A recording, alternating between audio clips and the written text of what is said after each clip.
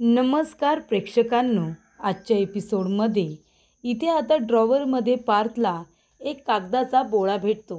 तेव्हा त्याने ड्रॉवरमधून तो बाहेर काढल्यानंतर उघडून बघितलेला असतो. तर त्याच्यावरती इथे पार्थने काव्यासाठी चार्जरचं चित्र काढलेलं असतं आणि तो बोळा करून काव्याकडे फेकून दिलेला असतो. तेव्हा काव्या म्हणते, हे काय, तुम्ही ह्याच्यावरती चार्जर काढलं आहे का? आता चार्जरचं चित्र तुम्ही का काढलं आहे? तेव्हा पार्थ तिला म्हणालेला असतो की आपल्या मनातली गोष्ट समोरच्या व्यक्तीला सांगण्यासाठी चित्र काढणं हे एक उत्तम साधन आहे आपल्या मनातली गोष्ट समोरच्या व्यक्तीपर्यंत पोहोचवण्यासाठी. तेव्हा इथे त्याला चार्जर हवा असतो म्हणून पार्थने चार्जरचं चित्र काढलेलं असतं. तेव्हा प्रेक्षकांनो, इथे आता पार्थ काव्याला खूपच जास्त मिस करत असतो. तेव्हा इथे पार्थ काव्याच्या आठवणीमध्ये तिचं आता सुंदर असं चित्र काढत असतो.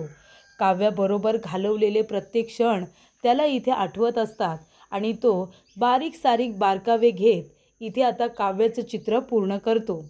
त्यानंतर प्रेक्षकांनो, ते चित्र आता खाली पडता क्षणी ते उचललेलं असतं मानिनीने आणि मानिनी ते चित्र आता व्यवस्थितरित्या बघत असते. तेव्हा पार्थने काढलेलं काव्याचं चित्र बघून मानिनी पूर्णपणे भारावून जाते. त्याचबरोबर प्रेक्षकांनो, इथे आता नंदिनी फोनवरती बोलत असते. ती म्हणते, रेखाताई, मी गिरीश काकांना कधीपासून फोन करते पण त्यांचा फोनच लागत नाही आहे आणि लागला तर ते मला उत्तर देत नाही, माझ्या मेसेजला रिप्लाय देत नाही आहेत. मला कळत नाही आहे गिरीश काका नक्की आहेत तरी कुठे, त्यांच्या घरी आहेत की ते पुन्हा इथे आउट ऑफ इंडिया गेलेत मला माहिती नाही आहे. रेखाताई, तुमचं गिरीश काकांबरोबर काही बोलणं झालं तर प्लीज मला सांगा, मला त्यांच्याजवळ बोलणं गरजेचं आहे. आपल्याला न विचारता न सांगता त्यांनी जागेचा व्यवहार असा कसं काय परस्पर केला मला कळतच नाही आहे, मला त्यांना विचारायचं आहे. तेव्हा इथे तुम्ही लवकरात लवकर त्यांना फोन करा, लागतोय का बघा आणि मलासुद्धा कळवा.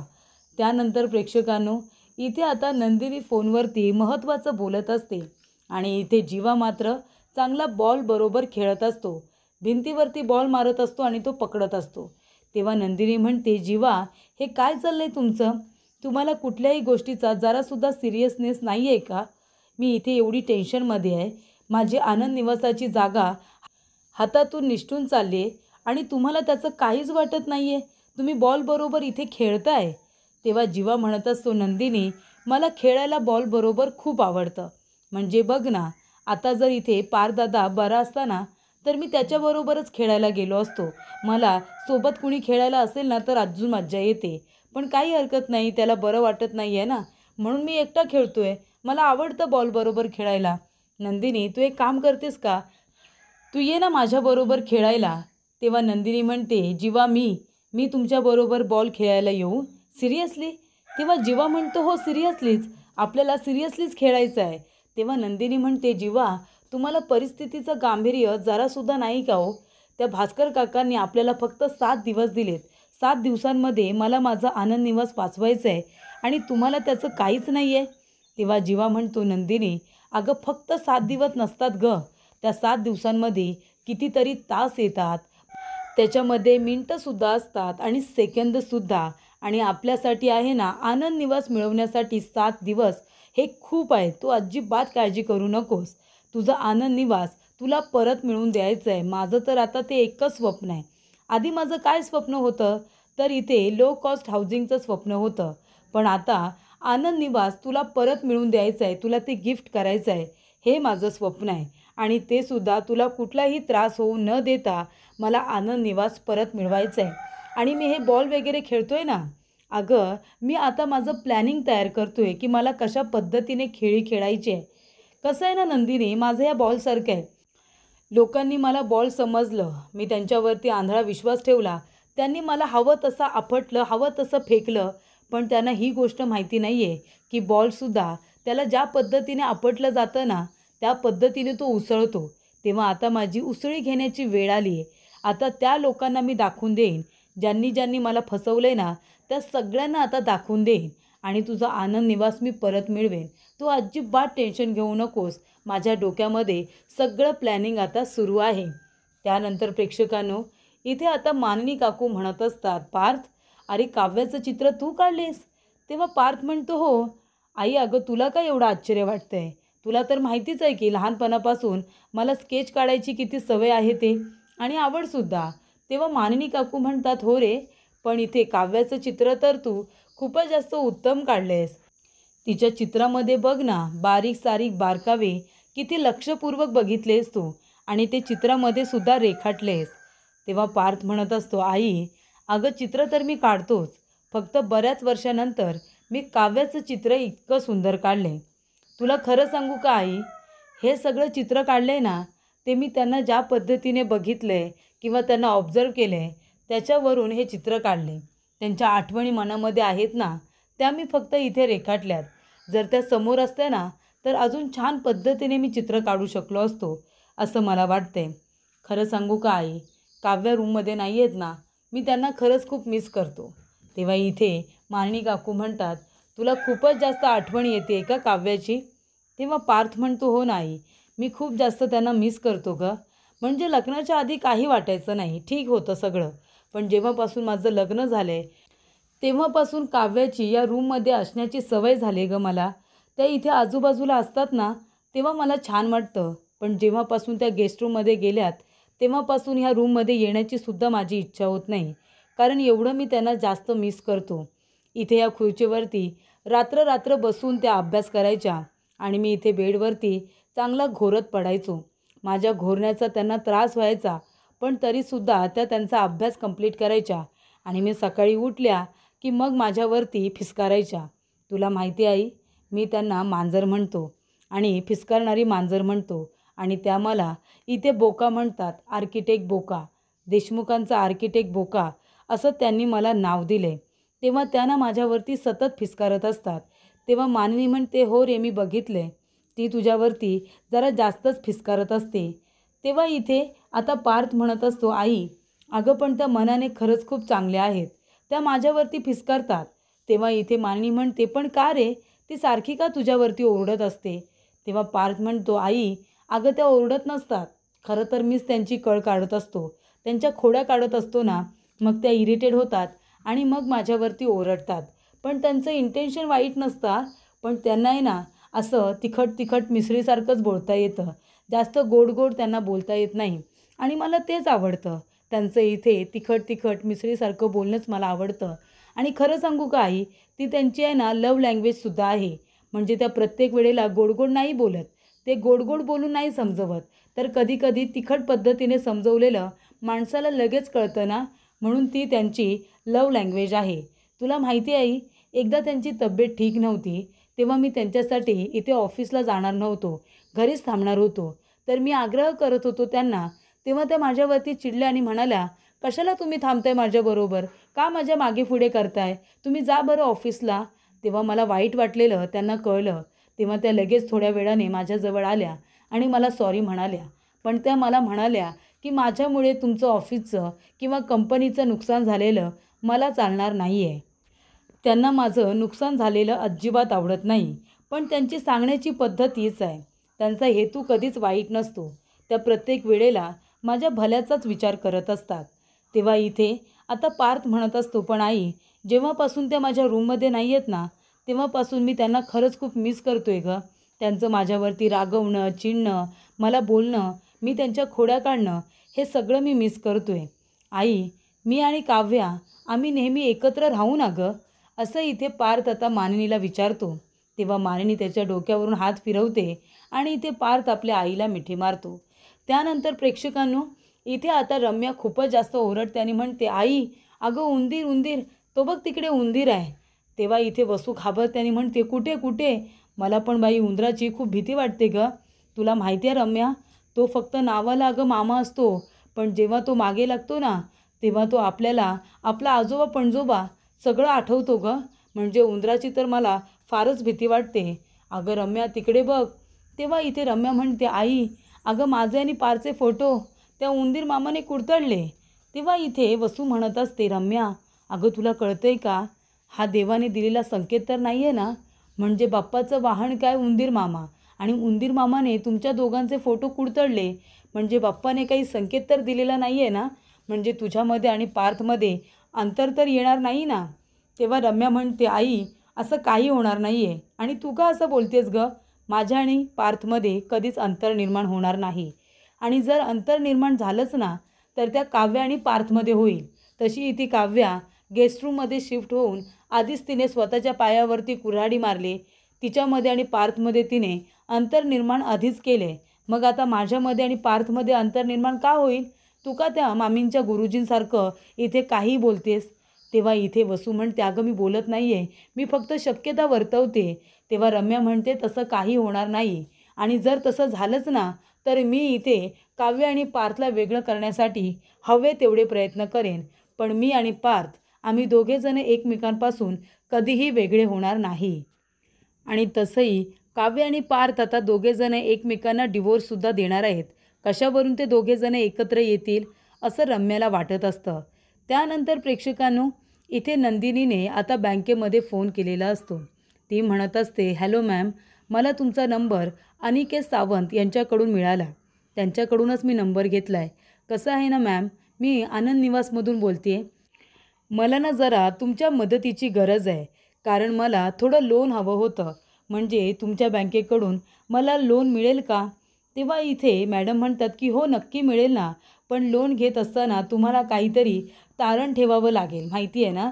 तेव्हा नंदिनी म्हणते, हो हो, माझ्याकडे अशा खूप काही गोष्टी आहेत ज्या मी तुमच्या इथे तारण म्हणून ठेवू शकते. फक्त मला व्यवस्थित बँकेमधून लोन हवं आहे. तेव्हा इथे मॅडम म्हणतात की ठीक आहे, उद्या मी तुम्हाला बँकेमध्ये आल्यानंतर कॉल करते. तेव्हा नंदिनी म्हणते, हो ठीक आहे, तुम्ही बँकेमध्ये या आणि मला कॉल करा, मी तुम्हाला भेटायला तिथेच येईन.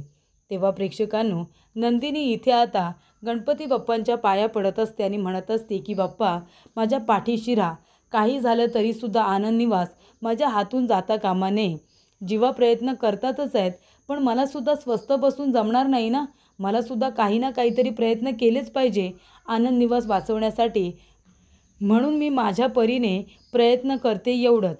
तेव्हा इथे जीवा येतो आणि म्हणतो, अगं नंदिनी, इथे जीवा असताना तू गणपती बाप्पाच्या काय पाया पडतेस? जे काय हवंय ते माझ्याकडे माग ना. तेव्हा नंदिनी म्हणते, तुम्ही का पडताय आमच्या दोघांच्यामध्ये? आमच्या दोघांच्यामध्ये तुम्ही काही बोलू नका, कळलं ना? आणि तसंही मला तुमच्याकडून काही नको आहे. माझा तुमच्यावरती विश्वास नाही आहे. माझा बाप्पावरती पूर्ण विश्वास आहे. आणि मला जे काही हवं आहे ना, ते मी त्यांच्याकडे मागेन, तुमच्याकडे अजिबात नाही. तुम्ही आमच्या दोघांपासून लांब राहा, कळलं तुम्हाला? तेव्हा इथे जीवा म्हणत असतो की बाप्पा, हिचा तर काय माझ्यावरती विश्वास नाही, निदान तुम्ही तरी माझ्या पाठीशी खंबीरपणे उभे राहा. त्यानंतर प्रेक्षकांनो, इथे आता नंदिनी जोरात ओरडते, जीवा, आणि लगेचच ती घाबरलेली असते. जीवा म्हणतो, नंदिनी काय झालं, तू का घाबरली आहेस? तेव्हा नंदिनी म्हणते, जीवा, मी तिथे ना आता उंदीर बघितला, उंदीर, अहो तिकडे उंदीर आहे. तेव्हा जीवा म्हणतो, काय काय उंदीर? मला तर उंदराची खूप जास्त भीती वाटते. आणि इथे आता जीवा नंदिनीच्या मागे जाऊन आता लपून बसत असतो. तो म्हणतो, नंदिनी, कुठल्या रंगाचा उंदीर आहे, सांग ना, कुठल्या रंगाचा उंदीर आहे? तेव्हा नंदिनी म्हणते, हिरवा. काय तुम्ही जीवा, अहो आता उंदराचा रंग काय विचारताय? उंदरासारखा उंदीर आहे तो. मी त्याला इतकी घाबरले आणि तुम्ही रंग काय विचारताय? तेव्हा प्रेक्षकांनो, जीवा म्हणतो, नंदिनी, अगं मला पण खूप भीती वाटते गं उंदराची. तुला माहिती आहे, मला उंदराची भीती वाटते, मला पालीची पण भीती वाटते, मला झुरळाची पण भीती वाटते आणि मला तुझी पण भीती वाटते. तेव्हा नंदिनी म्हणते, काय? एक मिनिट, तुम्ही उंदीर, पाळ आणि झुरळ यांच्याबरोबर माझी तुलना करताय? तेव्हा जीवा म्हणतो, नाही गं नाही, यांच्याबरोबर तुझी तुलना कशी करेन? पण ह्या तिघांची तुलना मी तुझ्याबरोबर करू शकतो ना, बरोबर ना? मग तर काही प्रॉब्लेम नाही. तेव्हा नंदिनी म्हणते, हो ठीक आहे. पुन्हा ती म्हणते, काय म्हणालात? या तिघांची तुलना तुम्ही माझ्याशी करताय, म्हणजे तुम्ही आमच्या दोघांची सुद्धा एकमेकांशी तुलना करताय, कळतंय का? अर्थ तोच होतो. तेव्हा इथे नंदिनी म्हणते, जीवा, अहो तो बघा उंदीर तिकडे आहे. तेव्हा इथे जीवा म्हणते, कुठे कुठे नंदिनी? मला खरंच खूप भीती वाटते गं, मी खरंच सांगतोय, मला उंदराची खूप भीती वाटते. ते लोक अशा पद्धतीने रूममध्ये घुसतात ना, त्यांना बघूनच मला भीती वाटते. नंदिनी, थांब, तू घाबरू नकोस. मी आहे ना या उंदरांसाठी इथे बेडच्या खाली एक काठी ठेवली, ती काठी मी काढतो, थांब, तू घाबरू नकोस. तेव्हा इथे जीवा आता बेडच्या खाली हळूहळू बघत असतो आणि म्हणत असतो, राम राम राम राम राम राम राम राम, असा घाबरलेला असतो. आणि तो म्हणत असतो, त्यानंतर तो पटकन आता काठी काढतो आणि जोरात ओरडतो, उंदीर. तेव्हा नंदिनी म्हणते, काय काय झालं? तेव्हा जीवा म्हणतो, नंदिनी, अगं मी काठी घ्यायला गेलो ना, तेव्हा तो उंदीर असा अलगद बाहेर आला आणि त्याने माझ्याकडे डोळा उघडून बघितलं गं, मला खरंच खूप भीती वाटली. तेव्हा नंदिनी म्हणते, अहो जीवा, पुरुषासारखे पुरुष आहात ना तुम्ही, जा बघा आणि त्याला मारा ना, नाहीतर हकलून लावा. पण तुम्ही तर इथे घाबरताय माझ्यापेक्षा जास्त. तेव्हा जीवा म्हणतो, नाही नाही, अगं तुला काय वाटलं, मी इतका पण बहादूर नाही आहे की त्या उंदराला मी पकडून मारेन वगैरे, नाहीतर इथून घालवेन. नाही बाबा, मला खूप भीती वाटते. आणि बोलत असताना इथे दोघेजणं घाबरून कधी एकमेकांना पकडून उभे राहतात हे त्यांनाच कळत नाही. तेव्हा नंदिनी जीवाच्या हातातून काठी घेते, त्याला इथे मारण्यासाठी त्याच्यावरती काठी उगारते आणि लगेचच इथे इकडे तिकडे काठी ठोकत आता नंदिनी तिथून बाहेर पडते आणि जीवाला तिथेच आता बेडवरती उभं करून ठेवते. त्यानंतर प्रेक्षकांनो, इथे आता काव्य आणि अनिशा दोघीजणी फोनवरती बोलत असतात. तेव्हा घडलेल्या सगळ्या गोष्टी इथे आता काव्य अनिशाला सांगते. तेव्हा अनिशा म्हणते, अरे वा वा मेरी बहादूर काव्या, आता माझी पहिल्याची काव्या परत आली आहे ना. Kavya is back. अगं, अन्याय सहन करायचा नाही आणि कुणावरती अन्याय करायचाही नाही, अशी तुझी बोलण्याची पद्धत आणि इथे सगळ्या गोष्टी तू एकटी सहन करत होतीस. बरं झालं तू स्पष्टपणे व्यक्त झालीस ती. तेव्हा इथे काव्या म्हणते, अनिशा हे बघ, मी माननी काकूंना जास्त काही बोलू शकत नाही, कारण का मला माहिती आहे गं, त्या अशा अजिबात नाही आहेत. पण त्या अशा का वागतायत, तर पारसाठी. पारची त्यांना खूप जास्त काळजी आहे. त्यांना कुठल्याही गोष्टीचा त्रास होऊ नये म्हणून त्या अशा वागतायत. आणि खरं तर मी सगळ्याच गोष्टी त्यांना सांगितलेल्या नाही आहेत, त्यांना मी फक्त अर्धवट सत्य सांगितलं आहे. तेव्हा इथे अनिशा म्हणते, हां मग ठीक आहे ना, ज्या गोष्टी आता काही महत्त्वाच्याच नाही आहेत त्या गोष्टी सांगायची काय गरज आहे. आणि खरं सांगू का काव्या, मला सगळ्यात आनंद तेव्हाच होईल जेव्हा माननी काकू तुला आणि पार जिजूंना एकत्र राहण्याची परवानगी देतील, तेव्हाच मला सगळ्यात जास्त आनंद होईल. तेव्हा इथे काव्या बोलत असताना तिथे आता माननी येते.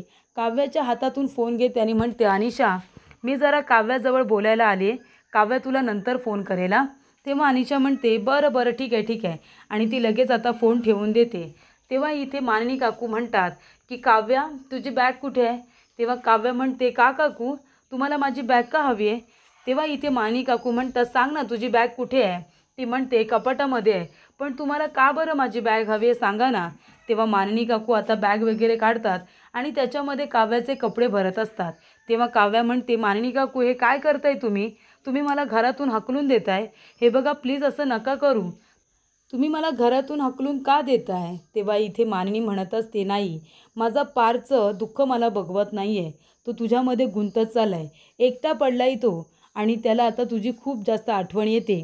तेव्हा आता मी हा निर्णय घेतला आहे. तेव्हा काव्या म्हणते, अहो का का पण तुम्ही हा निर्णय घेतलात. तुम्ही म्हणताय तशी मी वागते ना.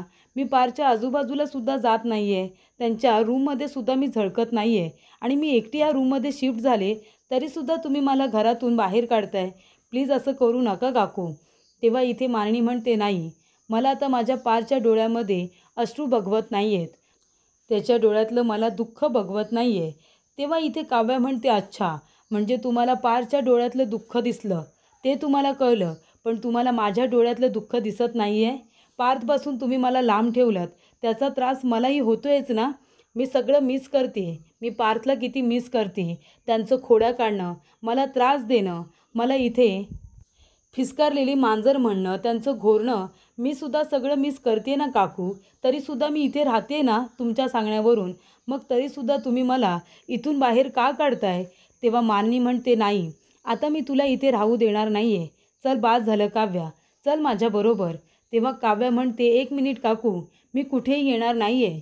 मी आता हे घर सोडून जाणार नाही, कारण मी पारशिवाय नाही राहू शकत. तेव्हा माननी म्हणते, हो माहिती आहे मला, माहिती आहे तू पारशिवाय नाही राहू शकत, आणि पारसुद्धा तुला खूप मिस करतोय काव्या, आणि म्हणूनच मी तुम्हाला दोघांना वेगळं ठेवणार नाही आहे. माझ्यामुळे तू इथे गेस्ट रूममध्ये शिफ्ट झाली होतीस ना, म्हणून मी आता तुला घरातून बाहेर काढत नाही आहे. तुझ्या बॅगमध्ये तुझे सगळे कपडे भरलेत आणि मी तुला स्वतः आता पारच्या रूममध्ये नेऊन सोडणार आहे. पारच्या रूममध्ये नाही, तुझ्या आणि पारच्या रूममध्ये. तुम्ही दोघेजण आता एकत्र राहायचं. तुम्ही दोघेजण एकमेकांना किती मिस करताय ना, हे बघितलं मी. पारसुद्धा तुझ्याशिवाय आनंदी नाही आहे, तो तुला खूप मिस करतोय काव्या, आणि म्हणूनच मी तुला आता तुझ्या आणि पारच्या रूममध्ये घेऊन जाते. तुम्ही दोघेजण एकत्र राहायचं. बाद झालं आता काव्या, बाद झालं, तुझा वनवास संपला, असं माननी काकू काव्याला म्हणत असतात.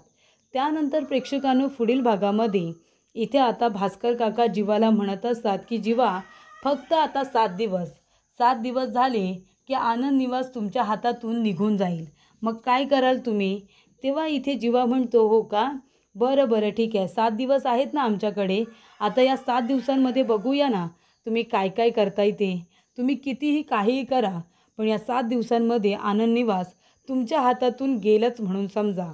त्यानंतर प्रेक्षकांनो, इथे आता पार्थ म्हणत असतो की काव्या, तुमचं चित्र तर मी काढले, पण मला फक्त तुम्हाला चित्रात बघायचं नाही आहे. तर काव्या, मला तुम्ही या रूममध्ये हव्यात, माझ्या आजूबाजूला, माझ्यासोबत. तेव्हा प्रेक्षकांनो, इथे आता पार्थ म्हणत असतो की देवा, काहीतरी करा, पण माझ्या काव्या लवकरात लवकर या रूममध्ये येऊ द्या माझ्याबरोबर राहण्यासाठी. तेव्हा इथे माळणी काकू आता काव्याला स्वतः तिची बॅग वगैरे भरून इथे पार्थच्या रूममध्ये घेऊन आलेल्या असतात. तेव्हा प्रेक्षकांनो, इथे आता पार्थ एक विश काय मागतो, ती विश लगेचच पूर्ण झालेली असते. देवाने इथे आता काव्याला पार्थच्या रूममध्ये परत आणलेलं असतं. तिला बघून इथे पार्थ आणि काव्या दोघेही खूपच जास्त खुश होतात.